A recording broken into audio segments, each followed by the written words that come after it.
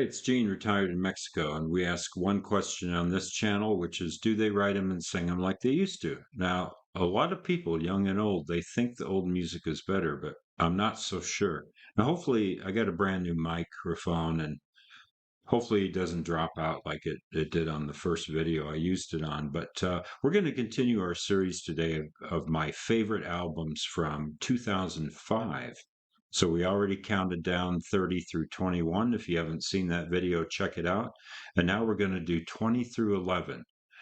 And we're going to start this off with a couple veterans.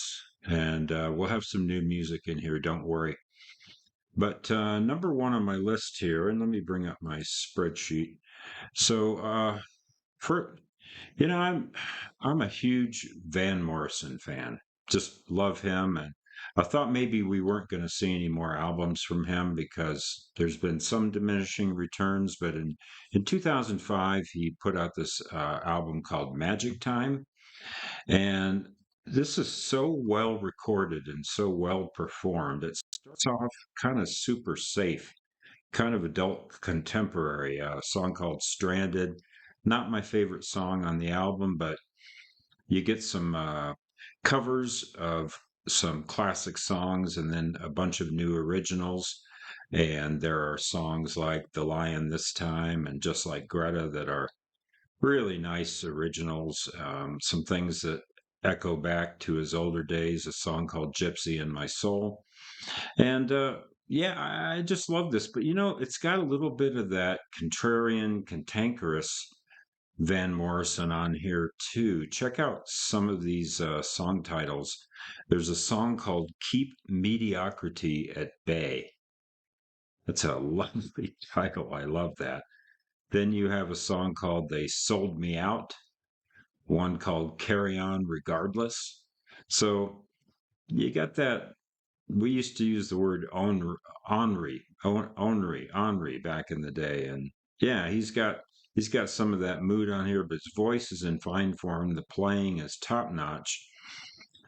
Yeah, I could really recommend this album. Like I say, the opener, that's probably my least, one of my least favorite songs. It's pretty safe, but boy, from tracks 2 through 13 really picks up. I love me some good Van Morrison, and the recording on this is excellent. The mix, everything is just perfect. It's just a treat to listen to. So coming in at number 19, another veteran, someone who I really never even considered in the 21st century. I'd kind of written off his catalog. But I was reading some things about this album. I really only discovered it in the last year. But Nigel Godrich, who has produced, let me look at his production credits here. Nigel Godrich, besides, of course, Radiohead, he has produced, let's see here, he has produced Susie and the Banshees, Big Country, Ride, the, what do you call it, the Dream Pop sort of band. Yeah, he did the Bends and Sparks and Natalie Imbruglia and Beck's Mutations, and yeah, Pavement. He's done a bunch of people. So in 2005, he got together with Paul McCartney. And my number 19 album is Chaos and Creation in the Backyard. McCartney's catalog is kind of hit and miss in the 21st century, but there's two or three pretty good albums. And this one got some good songs on it. Fine Line and Jenny Wren and English Tea and Too Much Rain. He could do a lot worse, that's for sure. It's very melodic, and apparently Nigel Godrich Nigel just told him, "This is crap. That's crap. This is crap." And this is Sir Paul, right? He's like, "Yeah." But anyway, he went along for the ride and made for a really great album. A lot of people really do like this album. It's let me take a look at the critical ratings. Um,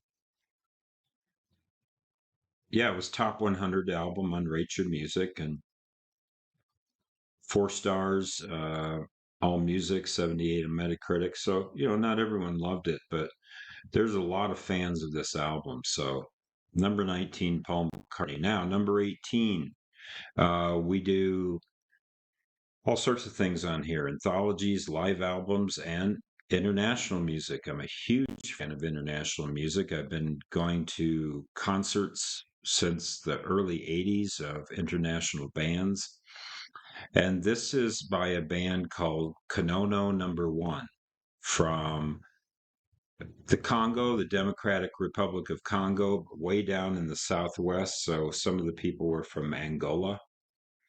And I'm going to show you this picture of the, what is it called? The Lakembe. I want to get this name right. Um, they, they electrified this classic African instrument, which is also known as a thumb. And anyway, they did a let's see, treble, bass, and a mid range thumb piano, and they electrified these three things. Boy, this is really fun. In fact, I think I'll play you just a little clip of official video from this. This is both party music and very trance-like. I love this. And the album is called Congotronics Number One. And the Congotronics series was different bands. So Kanono Number One was the band they picked for the first one. But this is really fun music. I'll play you a little clip because I'm guessing you've not heard this, but I'm not alone or crazy on this. Check this out. The Rate Your Music. This was rated. Now this is going to be an error. This was like in the top 30 on Rate Your Music, and Metacritic gives it an 87. Pitchfork is 7.9. A lot of people love this album, Congotronics by Kanono Number One. And here's a little sample. So there's no music in the beginning of this video. So just hang on a couple seconds and then some music will come in.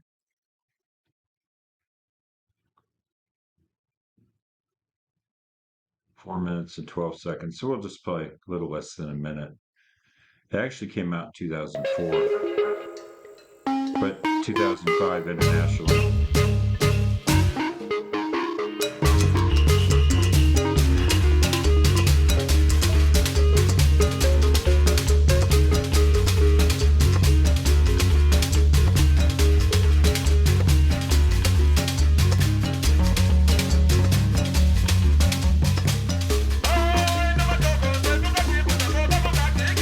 That's a little bit lo-fi.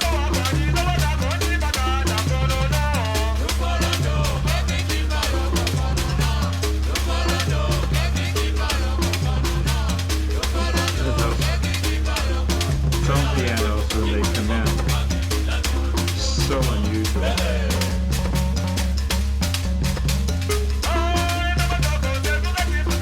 All right. So I want to give you a little sample of that. It's some fun party music. All right, I'm back, and number 17, one of my favorite bands. They didn't score quite as high in 2005, but I do love the album Get Behind Me, Satan by the White Stripes. My Doorbell and Blue Orchid, and some great songs, a lot of keyboards on here. I always like the White Stripes. Not my number one album, but it's good stuff. And I like Jack White's solo career, and I like all his offshoots. So I'm a big fan. Great songs on here, but not, I wouldn't say it's a perfect album, but yeah, I like it quite a bit. Get Behind Me, Satan. Number 16. Well, this is really a surprise going through these lists. This is this band is already on my it's already on my list this year. I already put them on the last video, and it's the classic rock band Cream. And Cream is a band I was never that crazy about. Uh, I probably wouldn't have any of their albums on 60s lists if I made a 66 or 67 or 68. uh, favorite albums, I probably wouldn't even have Cream on there. But let me show this to you. I've actually got the DVD. They did a reunion concert in 2004, and this is the Royal Albert Hall, 4 nights at the Royal Albert Hall in London. And this is killer. Ginger Baker, Jack Bruce, Eric Clapton on fire. In fact, um, I will play you a little clip of Stormy Monday. Hopefully, it doesn't get blocked, but hopefully, you agree with me. These guys are on fire. All the Cream that's ever going to make any of my lists are in 2005. Cream, Gold, and then this live album. And like I say, I own the DVD instead of the CD, but this is awesome. The playing is so great on here. And Ginger Baker, one of my favorite drummers. So, yeah, Cream, Royal Albert Hall. Yeah, great stuff. Great stuff. He's on Plaza Friday.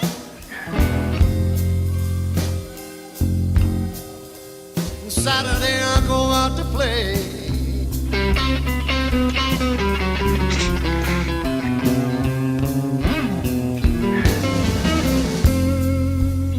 He's on Plaza Friday.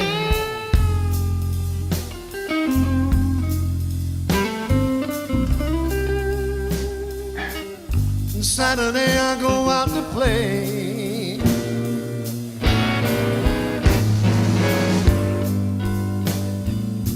Sunday I go to church.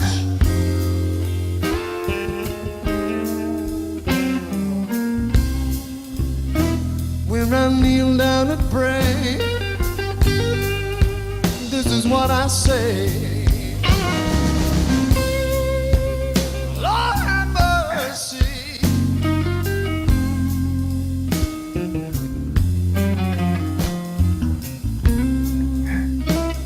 Lord have mercy on me.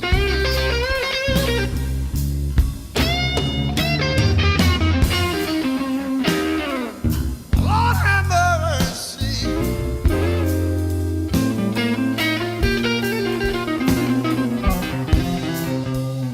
Lord have mercy on me.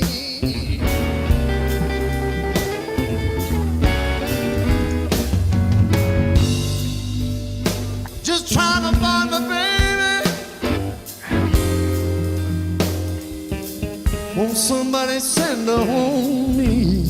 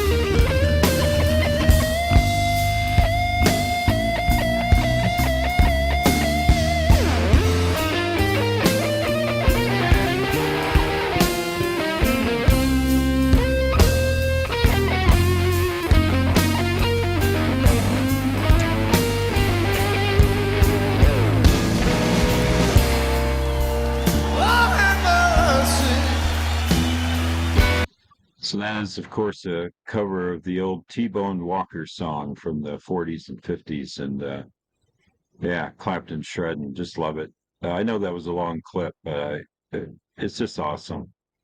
Thanks for letting me share that. Stuff. Coming in at number 15, well, I don't know if I'm cheating on here because this is technically not rock. It's kind of quasi classical, but I love the Rough Guide series. There's a whole bunch of CDs of different kinds of music around the world. And this single disc of Astor Piazzolla, or Piazzolla, I'm not sure how they say it in Argentina, but he was a Buenos Aires tango composer. It's really addictive stuff. He kind of, what I want to say about Astor is he was kind of like when Bob Dylan went electric. He pissed a lot of people off, and he received death threats, and people said, "Don't mess with the tango," just like people said, "Don't mess with folk," or any kind of music that people are really attached to. They don't like change, and he completely radicalized the tango. And some of these are simple ensembles. Some of these songs are with orchestras or bands. And it's this marriage of classical music and tango music from Buenos Aires. And it's beautiful. I love these songs. And that's not an accordion he plays, it's the smaller bandolonian. But wonderful, wonderful stuff. If you don't know Astor Piazzolla, it's some of the most delightful music. Yeah, it just really touches me. So, The Rough Guide to Astor Piazzolla.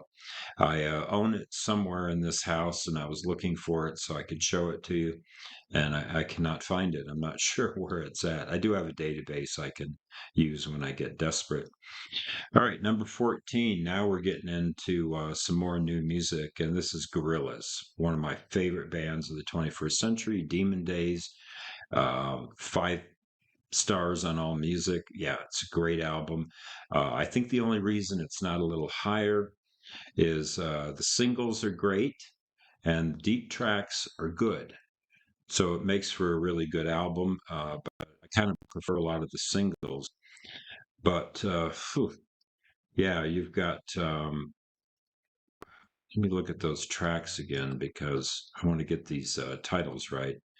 But Demon Days is you've got, in memory, it's the second thing to go, folks. So here we go. Dirty Harry, Feel Good Inc., Kids with Guns, Dare. Yeah, all the singles are awesome on here. You guys already know Demon Days. I'm sure that's going to be a familiar album to you. And of course, it was a big hit. But I love, love, love Demon Days. And sorry I couldn't put it higher, but 14 is still a good ranking. And so there we are. Number 13, I've actually got a hard copy of that. I've sold a lot of CDs, but I still own this one. And boy, she blew up last year, didn't she? Kate Bush, Ariel. It's a little bit hard to get into. It's a double album, and you're either going to find it beautiful or pretentious, one of the two. When I'm in the right mood for this album, it's just awesome. Yeah, you've got now it starts off with the single King of the Mountain, which is a song kind of about Elvis Presley and Citizen Kane. Everything she does is very arty, but just some gorgeous, gorgeous songs on here, like An Architect's Dream and The Painter's Link and the title track Ariel. Yeah, it's a really good album. Uh, she's only really done a couple albums in the 21st century, the other one being 50 Words for Snow. I like that album also. And yeah, Kate Bush still doing the deal. And I do kind of like.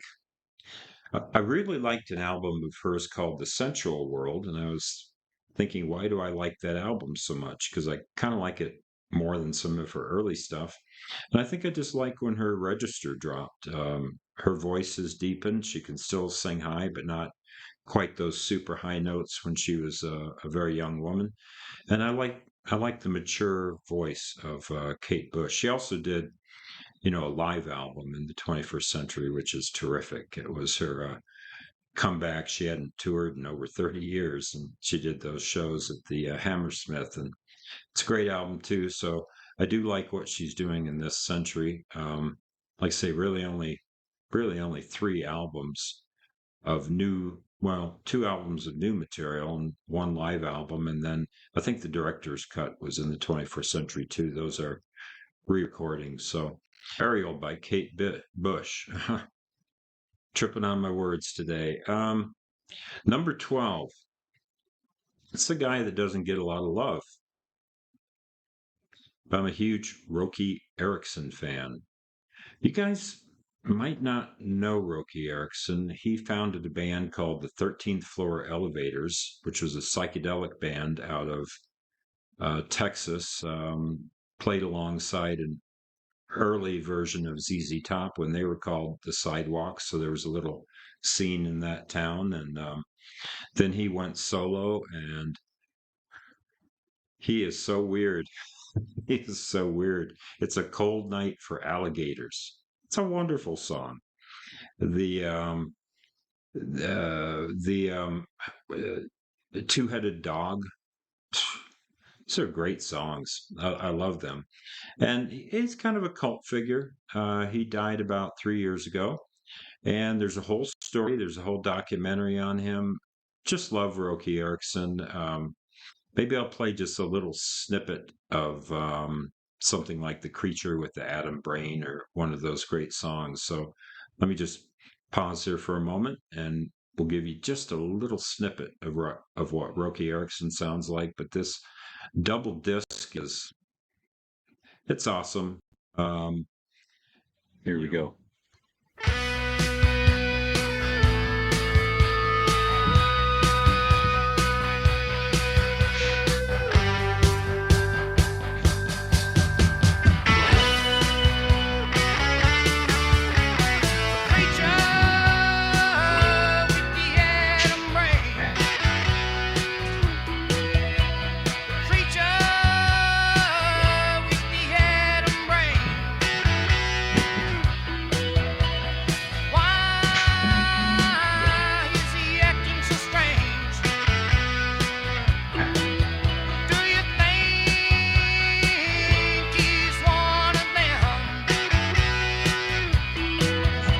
So just a little taste of that. Um, one disc is not enough. Two might be too many. So I'll take a double disc so I can get the creme de la creme of Roky Erickson. And this one goes pretty deep into his discography. He continued making albums, after he got out of the asylum. You'll have to check the whole story. So Roky Erickson, or Rocky Erickson, I guess is how he pronounces his name. I keep saying Roky because it's spelled without a C, but it's actually Rocky Erickson, Roky, but it's pronounced Rocky. And I'm always mispronouncing his name. One of the guys in the original band contacted me on Facebook and had noticed one of my reactions to him, and that was pretty cool. That was pretty cool to have a little bit of a dialogue with him. All right, coming in at number 11 is a band that I think you love or hate. Just love or hate them, and that's the Hold Steady with their album Separation Sunday. This is a concept album, and for sure there is no album on the planet that uses the word hood rat as often as this one does. It's got a song called My Little Hood Rat, and this is a dark and wordy album. I mean, the singer, he just pumps out a lot of words per verse. I don't know how he remembers all these words in concert. So yeah, it's wordy, in the way that I don't know, Joni Mitchell or somebody was always kind of wordy. Bruce Springsteen, early Springsteen, he would cram a lot of words into a verse. In fact, there's these guys are I think they're from New York. So I think they would have been influenced by some of the early Springsteen, but Separation Sunday, It's got a lot of humor, a lot of darkness, a lot of themes of sex and drugs, and I don't know, it's just a whole like little short story about losers. And you can go on Wikipedia and check out the whole story of that. But I love Separation Sunday. Songs. Let me check out those songs real quick for you because these titles really say a lot. And let's see. Oh, I actually never pulled this up. So give me a second here. Separation Sunday. And like I say, it's a concept album. Cattle and Creeping Things, Your Little Hood Rat Friend. That's the name of that. Charlemagne and Sweatpants. Don't Let Me Explode. Crucifixion Cruise. How a Resurrection Really Feels. Really interesting album. I think if someone told me that they hated this album, I'd be okay, I get it.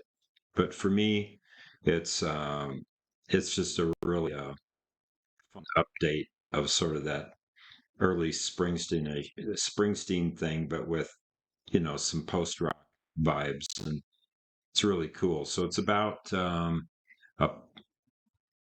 it is about Holly, a sometimes addict, sometimes prostitute, sometimes born again Christian, Catholic, and sometimes all three simultaneously. And then the second character is Charlemagne, a pimp, and Gideon, a skinhead, as they travel from city to city and party to party. Well, what more did you ask for? So, thanks for joining me on the channel. Let me know what some of your favorite albums from 2005 are. If there's something I haven't heard, I'll give it a spin.